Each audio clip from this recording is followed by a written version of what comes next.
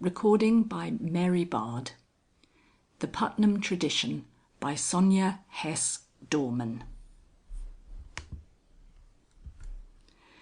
It was an old house, not far from the coast, and had descended generation by generation to the women of the Putnam family. Progress literally went by it. A new 4-lane highway had been built 200 yards from the ancient lilacs at the doorstep. Long before that, in the time of Cecily Putnam's husband, power lines had been run in, and now on cold nights the telephone wires sounded like a concert of cellos, while inside, with a sound like the breaking of beetles, the grandmother Cicely moved through the walls in the grooves of tradition. Simone Putnam, her granddaughter, Nina Putnam, her great-granddaughter. The unbroken succession of matriarchs continued, but times the old woman thought that in Simone it was weakened, and she looked at the 4-year-old Nina askance, waiting for some good sign. Sometimes one of the Putnam women had given birth to a son, who grew sickly and died, or less often, grew healthy and fled. The husbands were usually strangers to the land, the house, and the women, and spent a lifetime with the long-lived Putnam wives, and died, leaving their strange signs: telephone wires, electric lights, water pumps, brass plumbing. Sam Harris came and married Simone, bringing with him an invasion of washer, dryer, toaster, mixer, coffee master, until the current poured through the walls of the house with more vigour than the blood in the old woman's veins. "You don't approve of him," Simone said to her grandmother. "It's his trade," Cecily Putnam answered. "Our men have been carpenters, or farmers, or even schoolmasters. But an engineer, whew!" Simone was washing the dishes, gazing out across the window-sill, where 2 pink and white murex shells stood, to the tidy garden beyond, where Nina was engaged in her private games. She dried the dishes by passing her hand once above each plate or glass, bringing it to a dry sparkle. It saved wear on the dish towels, and it amused her. "Sam's not home very much," she said in a placating voice. She herself had grown terrified since her marriage that she wouldn't be able to bear the weight of her past. She felt its power on her, and couldn't carry it. Cecily had brought her up after her father had disappeared and her mother had died in an unexplained accident. Daily she saw the reflection of her failure in the face of her grandmother, who seemed built of the same seasoned and secure wood as the old Putnam house. Simone looked at her grandmother, whom she loved, and became a mere vapour. "He's not home so much," Simone said. Her face was small, with a pointed chin, and she had golden red hair which she wore loose on her shoulders. Nina too had a small face, but it was neither so pale nor so delicate as her mother's, as if Sam's tougher substance had filled her out and strengthened her bone structure. If it was true that she, Simone, was a weak link, then Sam's strength might have poured into the child, and there would be no more Putnam family and tradition. "People don't change that easily," the old woman said. "But things," Simone began. The china, which had a history of 5 generations, slipped out of her hands and smashed. Sam's toaster wouldn't toast or pop up. Simone couldn't even use the telephone for fear of getting a wrong number, or no number at all. "Things, things!" her grandmother cried. "It's blood that counts. If the blood is strong enough, things dissolve. They're just garbage, all those things, floating on the surface of our history. It's our history that's deep. That's what counts." "You're afraid of Sam," the young woman accused. "Not afraid of any man," Cecily said, straightening her back. "But I'm afraid for the child. Sam has no family tradition, no depth, no talent handed down and perfected, a man with his head full of wheels and wires. Simone loved him. She leaned on him and grew about him, and he supported her tenderly. She wasn't going to give him up for the sake of some abstract tradition. "It's not abstract," her grandmother said with spirit. "It's in your blood. Or why don't you sweep the floors the way other women do, the way Sam's mother must?" Simone had begun to clean the house while she was thinking, moving her hand horizontally across the floor at the height of her hip, and the dust was following the motion of her hand and moving in a small sun-brightened river toward the trash basket in the kitchen corner. Now Simone raised her hand to her face to look at it, and the river of dust rose like a serpent and hung a foot below her hand. "Yes," she agreed, "at least I can clean the house. If I don't touch the good china. And look where I'm going." "Phew!" the old woman said again angrily. "Don't feel so sorry for yourself." "Not for myself," Simone mumbled, and looked again toward the garden, where her daughter was doing something with 3 stones and a pie plate full of spring water. "I do despair of Nina," Cecily said, as she had said before. "She's 4 and has no appearance, not even balance. She fell out of the apple rose tree and couldn't even help herself." Suddenly the old woman thrust her face close to her granddaughter. It was smooth, round, and sweet as a young kernel of corn. The eyes, sunk down under the bushy grey brows, were cold and clear grey. "Simone," the old woman said, "you didn't lie to me. You did know she was falling and couldn't get back in time to catch her."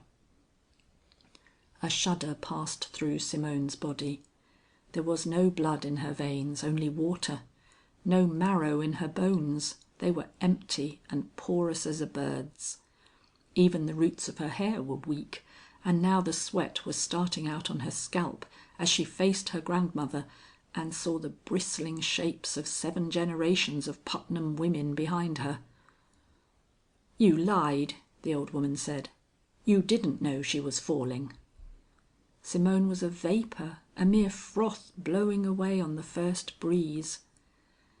"My poor dear," the old woman said in a gentle voice. "But how could you marry someone like Sam? Don't you know what will happen? He'll dissolve us, our history, our talents, our pride.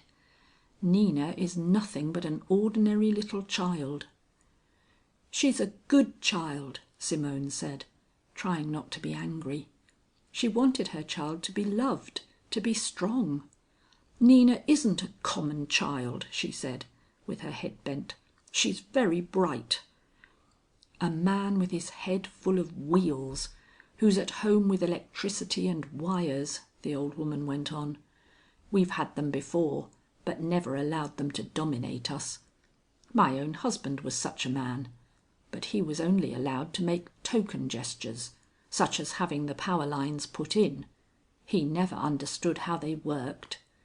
She lowered her voice to a whisper. "Your Sam understands. I've heard him talk to the water pump." "That's why you're afraid of him," Simone said. "Not because I'm weak and he might take something away from me, but because he's strong and he might give us something. Then everything would change, and you're afraid of that. Nina might be our change." She pointed toward the garden. Following the white line of her granddaughter's finger, Cecily looked out into the garden and saw Nina turn toward them as though she knew they were angry. The child pointed with one finger directly at them in the house. There was a sharp crackle, and something of a brilliant and vibrating blue leaped between the outstretched fingers of mother and daughter, and flew up like a bird to the power lines above. "Mummy!" Nina called. Simone's heart nearly broke with wonder and fright. Her grandmother contemptuously passed through the kitchen door and emerged on the step outside, but Simone opened the door and left it open behind her. "What was that?" she asked Nina. "Was it a bluebird?" "Don't be silly," Nina said. She picked up the pie plate and brought it toward them. Cecily's face was white and translucent. One hand went to her throat as the child approached.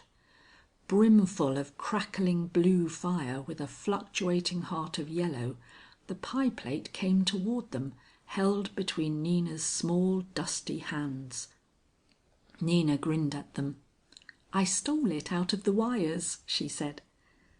Simone thought she would faint with a mixture of joy and fear. "Put it back," she whispered. "Please put it back." "Oh, Mummy," Nina said, beginning to whine. "Not now, not right away. I just got it. I've done it lots of times." The pie plate crackled and hissed in the steady small hands. Simone could feel the old woman's shocked silence behind her. "You mustn't carry it in a pie plate. It's dangerous," Simone said to her child. But she could see Nina was in no danger. "How often have you done this?" She could feel her skirt and her hair billow with electricity. "Lots of times." "You don't like it, do you?" She became teasing and roguish when she looked most like Sam. Suddenly she threw back her head and opened her mouth, and tilting up the pie plate, she drank it empty. Her reddish gold hair sprang out in crackling rays around her face. Her eyes flashed and sparks flew out between her teeth before she closed her mouth. "Nina!" the old woman cried, and began to crumple, falling slowly against Simone in a complete faint. Simone caught her in trembling hands and lowered her gently. She said to her daughter, "You mustn't do that in front of Grandy. You're a bad girl. You knew it would scare her." And to herself she said, "I must stop babbling. The child knows I'm being silly. Oh, isn't it wonderful? Isn't it awful? Oh, Sam, how I love you." "Daddy said it would scare you," Nina admitted. "That's why I never showed you before." Her hair was softly falling into place again, and she was gazing curiously at her great-grandmother lying on the doorstep. "It did scare me," Simone said. "I'm not used to it, darling. But don't keep it secret any more." "Is Grandy asleep?" Simone said hastily. "Oh yes, she's taking a nap. She is old, you know, and likes to take naps." "That's not a nap," Nina said, leaning over and patting the old woman's cheek. "I think she's having a bad dream." Simone carried her grandmother into the house. If that old tired heart had jumped and floundered like her own, there must be some damage done to it. If anything happened to her grandmother, the world would end, Simone thought, and was furious with Nina, and at the same time full of joy for her. Cecily Putnam opened her eyes widely, and Simone said, "It does change, you see, but it's in the family after all." The old woman sat upright quickly. "That wicked child!" she exclaimed. "To come and frighten us like that! She ought to be spanked." She got up with great strength and rushed out to the garden. "Nina!" she called imperiously. The child picked up one of the small stones from the pie plate, now full of spring water, and came to her great-grandmother. "I'll make something for you, Grandy," she said seriously. She put the stone in the palm of her hand and breathed on it, and then held out her hand and offered the diamond. "It's lovely, thank you," the old woman said with dignity, and put her hand on the child's head. "Let's go for a walk, and I'll show you how to grow rose apples. That's more becoming to a young lady." "You slept on the step." "Ah, I'm old and I like to take little naps," Cecily answered. Simone saw them disappear among the apple rose trees, side by side. She was still trembling, but gradually, as she passed her hand back and forth, and the dust followed, moving in a sparkling river toward the trash basket, Simone stopped trembling and began to smile with the natural pride of a Putnam woman. End of The Putnam Tradition by Sonya Hess Dorman. Recording by Mary Bard, Derby, England.